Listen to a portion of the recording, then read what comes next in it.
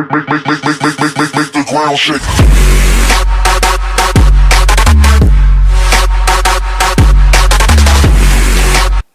Sveiki, mėly žiūrovai, Hunterių draugeliai, štangų mylėtojai, čia laida Popietė su Kačioku. Ir šiandien ypatingas svečias mūsų laidoje. Daugkartinis Lietuvos, Europos, pasaulio, Marso, Jupiterio, fitneso čempionas Mindaugas Laikyk Kardaną Stonkus. Pasveikinkime jį! Ačiū, labai gerai mane pristatėt. Tik pamirštat paminėti vieną dalyką. Šiaip aš dar esu ne vieną pakoręs. Taigi, Mindaugai, mes laukiame labai daug jūsų gerbėjų laiškų. Ir galbūt laidą pradėkime nuo jūsų gerbėjų laiškų. Mindaugai, prieš užduodamas kitą gerbėjo klausimą, norėčiau jūsų paklausti, kam jums reikalinga šita lazda? Yra skirta filmuoti, fotografuoti, filmuoti save. Labai naujoviška lazda.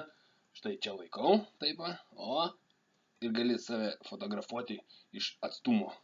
O, į tą pusę suktis į tą, labai gera lazda. Štai pirmasis klausė Robertas iš Majamio. Jo klausimas skamba taip.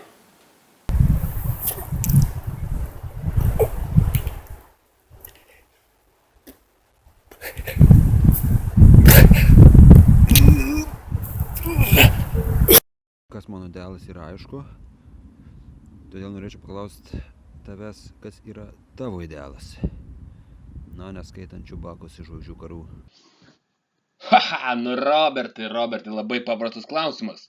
Mano idealas yra prevorkautas. Atsigerk, pamatysi, prisitraukimai liesis vienas po kito. Toliau klausimą atsiuntė gerbėjas iš tolimųjų keltų, Simonas. Jis jūsų klausė, žiūrėkite. Labas Mindaugai, sveikinu tave su gimimo diena. Kiek tau ten daug metų yra? Nemažai jau. Ir norėčiau paklausti vieną klausimą. Kadangi šiandien yra tavo gimtadienis, tai kam reikia sumesti už dovaną? Ačiū, Simonas iš keltų pusės. Ačiū tau, Simonai, iškeltų už klausimą, bet jau labai debiliškas klausimas, tai neatsakinėsiu aš jį. Dar vieną klausimą užduoda Irenka iš Vasaros 3. Pažiūrėkime, ką jisai paklausė. Sveikas, Mindė. Aš noriu paklausti, kai tu darai mitybos programas, tu su savo pirštais rašai, ar tau kas nors padeda? Irenijau, pirštai yra skirti atėjus į salę pasirinkti treniruoklį, kurį šiandien sudraskysi. Aha, dar matau signalas lyg nuo Darbėnų pusės pareina. Ar nebus jūsų pagrindinis gerbėjas Virmantėlis? Žiūrim, toliau. Sveikas, Mindė. Turiu tau vieną tokį matematinį klausimą. Per vasaros atostogą 12-okė Mildutė pasidarė nekaltybės atstatymo operaciją. Už visas operacijas jis mokėjo 960 litų. Kiek kartų per vasarą Mildutė atsisveikino su nekaltybė, jei kiekviena operacija kainavo 160 litų brangiau? Atsakyk. Labai geras klausimas, Vilmi. Bet aš tau pasakysiu vieną dalyką. Kačiokas skaičiuoja tik kalorijas, baltymus, angliavandenius ir riebalus. Viskas kitas yra visiškas niekis. Taip pat turime dar vieną gerbėją iš tolimosios Norvegijos. Štai ir jo klausimas. Mindaugai, jeigu tau reiktų pasirinkti, kuris iš superherojų tu norėtum būti? O, raka. Vienareikšmiškai Songokas. Kodėl? Todėl.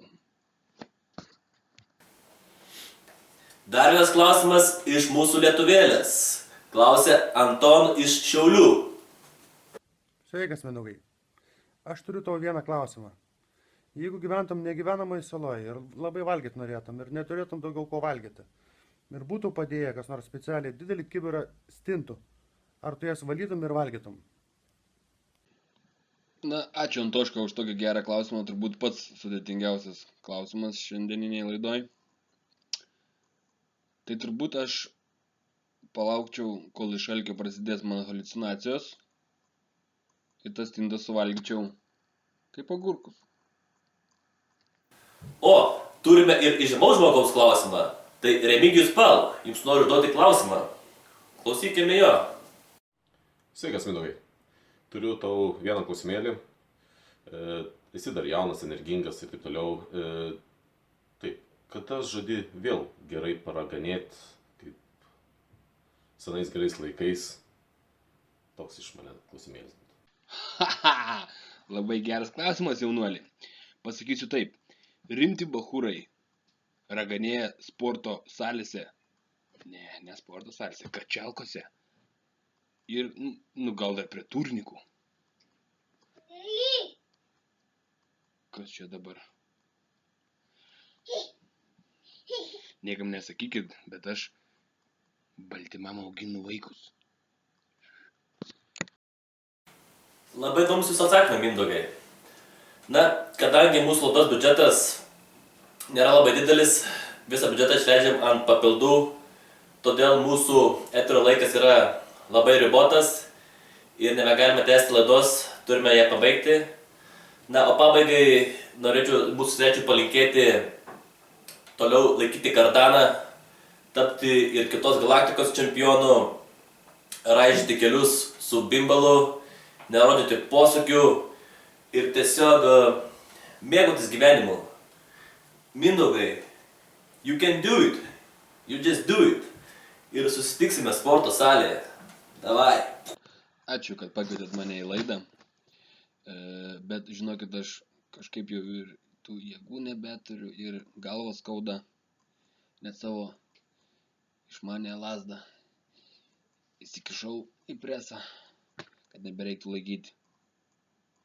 Ir daugiau nebekvieskit mane į savo tas visokias laidas. Man dar ir į salę reikia nueiti. Viso gero. Make the ground shake.